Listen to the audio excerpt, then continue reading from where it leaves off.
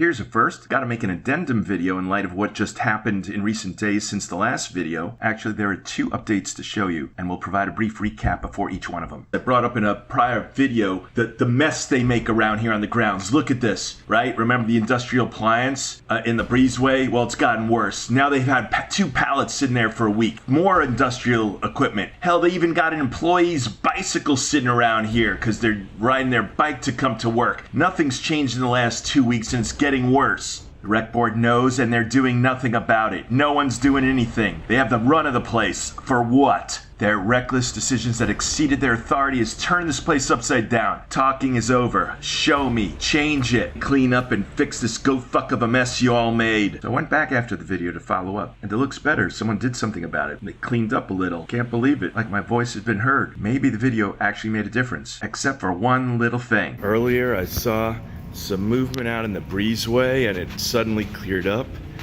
and I have a feeling, not sure, but I want to double check. What the Is it behind door number 1 or door number 2 or door number 3? Oh yeah, holy shit, look at this. Look at this complete takeover of the social hall now, right? Can't hide this shit. Fucking nuts. This is unbelievable. Yep, they were hauling things, and oh man, we even got the employee bike. Well, at least it's not outside. I guess, you know what, with the bike problem here, this is the safest place to have a bike, right next to a freaking grill. Oh my god. What a freaking mess. Running a zoo, and there's no end to this. Great, now a new scheme is born. The Social Hall Shuffle. Is that in the restaurant contract where all of a sudden they could take over a room in the social hall? 150 square feet for storage you can't even walk in and move in. Market value in Florida for 10 by 15 storage is about $300 a month. Are we seeing any of that? It's like asking a little kid to clean up their room, so they shove everything in a fucking closet and put a blanket over it. Like the latest game called Social Hall Hide and Seek. Abiding by the law of conservation of mass. You know, where matter can neither be created nor destroyed, only moved into the fucking social hall? But what else do you expect from a reckless board who exceeded their authority just to pimp out our shit so we could pay double for a burger? Like a new motto around here. Twice as much for half as good. At least when it comes to the pizzas. Everyone's complaining they miss Nick's Pizzas so much, especially over in Britannia. The pressure of people saying they miss Nick's Pizzas so much reached the point where Lewis suggested to the Lux owner to reach out to Nick to try to poach one of his people. That's right, they're so quick to throw Nick under the bus around here, yet they're ready to poach his pizza guy. And to get ahead of things, to predict what's next, they're gonna start locking that social hall room so you can't see what they're hiding, which gets you thinking to all the other rooms that are locked down, hiding shit from us that we ought to know about. Okay, moving on to the second recap. This goes much further than listing for reservations via Open Table or general advertising to the public. In fact, let me show you what they're in it for, because it says so right on their catering website. And now we're on their event planning and catering site. Okay? Alright, typical, no biggie. But now let's take a look. We go over here to the menu. Free beachfront venue. Remember the views to die for? The reason why everything is so much more expensive for us? The view, right? The view tax? Well, it's free to everyone else. Free beachfront venue. Let's take a look what they're offering there. Okay. Special offer, free beachfront view. Book before the 30th of April. They're pimping our shit out for free because that's how it goes. But it gets worse than this. Let's take a closer look at their weddings page. Special wedding packages. Look at their wedding package. The silver, gold, and diamond package. $10,000 a pop. $17.5K. $23.5K based on 100 people.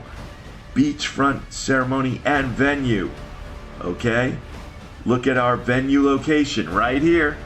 That's right. They're calling high and low every day, breaking into the wedding market to hold weddings here. I was warning this, I told you this. None of you gave a shit, and that's what they're trying to do. They don't give a heck about us. The restaurant's a loss leader. They're in it for the weddings. And they're in it for pimping out our view for nothing and turning our place into a resort as if you'd think it was fucking Disney over here.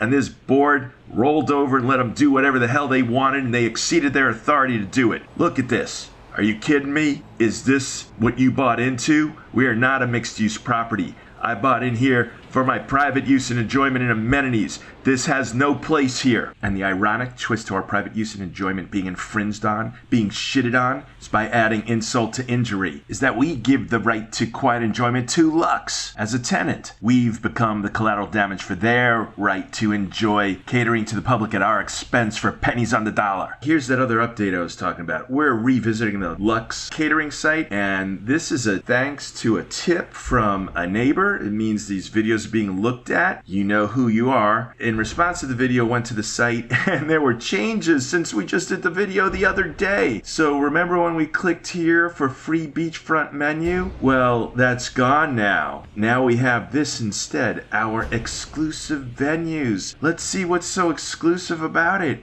Okay, and here we are. Look, special offer, exclusive venues, the Beachfront Banquet Hall. Yes, so illustrious. This is the banquet Bamboozle. Bamboozle! Right, you can see our address here, 2201 South Ocean. 250 persons, so that 100-person wedding package for $23.5K. All right, let's lower it to 200 a head. That means they're offering probably $50K for this. For $50,000, could pimp out our newly called banquet hall. That's right, it's not a social anymore. It's a banquet hall for $50,000, right? And here you can see the pictures. This was a setup from New Year's Eve, and that's all they ever were. They were caterers here to be a one-and-done job for New Year's Eve until board members approached them and said, hey, want to run the restaurant for us? Hey, you want to have the whole place to yourself and do anything you freaking want here? And here we are, right? Okay, we're back down to 100 people, right? Back to the $23.5K price, a lesser version of the banquet hall. And look at this, the pictures, vast windows framing uninterrupted panorama of the sparkling ocean, creating a feeling of an open-air grandeur, you know, more like delusions of fucking grandeur. Look at this stuff. So look at this. It's a repeated picture over and over again to make it look bigger than it is, because that's life, that's marketing, right? Making things looking bigger than it really is. But look at the numbers, they're getting bigger. Beachfront on the sand, 500 people. What's that? That's like a $75,000. And how much do we get out of it? Acting as their agents, right? Bup gets zero zip, because the restaurant contract says they could have our restaurant for next to nothing, but yet they could have the run of the entire 5-acre property, do whatever the fuck they want. So let's move on here. Oh, toes sinking in the sand, yada, yada, yada. It gets worse, folks. Look. Oh, look at this. The Beachfront Royal Pavilion. Look at that panoramic view of our lower deck, right? And look at this. Now we're up to 2,500 people. Yes, I meant what I said by delusions of grandeur. The Royal Pavilion. How the hell do you get 2,500 people over here? And this ain't an accident. It's not like they added a zero because there's a fucking comma here. Here's what the real Royal Pavilion looks like in England. We don't even have a pavilion structure at Quatermain. It's total delusion of grandeur. What are they gonna do? Put up a royal tent, call it a fucking pavilion? We're waiting on some rumors we're gonna have a tiki hut, and somehow that'll be called the Royal Pavilion. So we got 2,500 people. You take 120 a pop, 300K. You do that each season, that's 1.2 mil. And how much is their rent? Fucking nothing. And board members are like, we're doing this for you, so your fucking dinner bill is double. They mean it. They're insane. This is all insane. Seriously. Like, wake the fuck up. This is so beyond crazy right now. And here we go, 2201 South Ocean, pimping it any which way we can. And now they're bringing Don Perignon into it. Come on, people. And even worse, we're kept in the dark. There's never a notification of anyone who's coming here from the public. When the University of Miami students came doing their auction, did you know anything about it? Did we get a message from Condo Control? Is it on the calendar? No. So we're left to find out as it's happening, or even worse, after the fact. And you wonder why we're surprised or confused or in shock? And you have the nerve to dare prioritize their enjoyment over ours? And you don't book a wedding tomorrow, unless it's a shotgun wedding, which at this point I wouldn't be surprised if we wind up doing that. You don't book a wedding a week from now or a month from now, right? How many bookings are there? 3, 6, 9 months out, a year out, huh? Where's that schedule, huh? Some board members exceeded their authority and turned this place into a mixed-use property. And now we have exposure because that's a different class of insurance coverage. So if you ever see a wedding party to our newly named Beachfront Royal Pavilion, the same way they're effectively crashing here at the Quatermain, it would seem fitting in turn that we crash their wedding party. because nothing in the world can prevent us from our quiet use and enjoyment. All right, next on the menu, the front ramps by valet. I'm not talking about when there are 10 cars parked on it. Anyone notice anything new, a new feature to our ramps every day or most days of the week? You ever wonder why there's U-Haul trucks that show up and sit there for hours on end? In case you don't know, those U-Hauls are under the control of Lux Bistro. Now, sure, it's one thing for loading and unloading, and maybe, they need a little more time because they're the vendor here, right? More than the typical 15 minutes, right? Half hour, that would make sense. But it's worse than that. These U-Hauls have been parked there sometimes anywhere from 3 to 6 hours at a time. And that is yet one more problem that should not be tolerated. So either they got the rec board's blessing to do it, or our board, management, and community is so weak to treat us all like a bunch of pushovers. Finally, a taste of our own medicine, because they're playing the same game, which is reality is what you could get away with. So speaking of ramps, what's the off-ramp to all this? What's the exit? How do you unwind it? How do you get out of it? That's when you go and ask the Terminator. Hasta la vista, baby.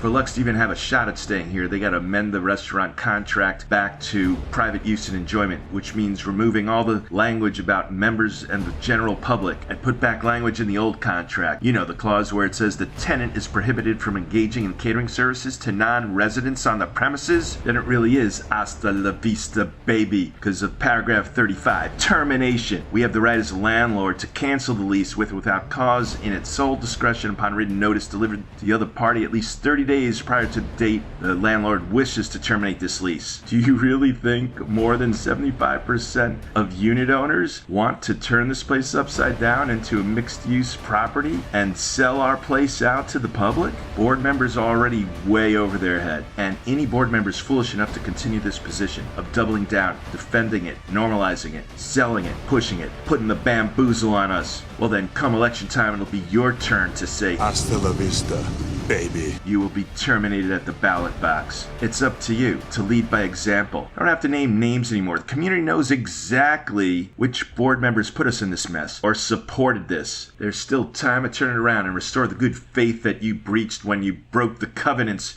of our private use and enjoyment. That's where the real work is, if you care about this community and you care about good governance. And on that note, I am wishing everyone a blessed day.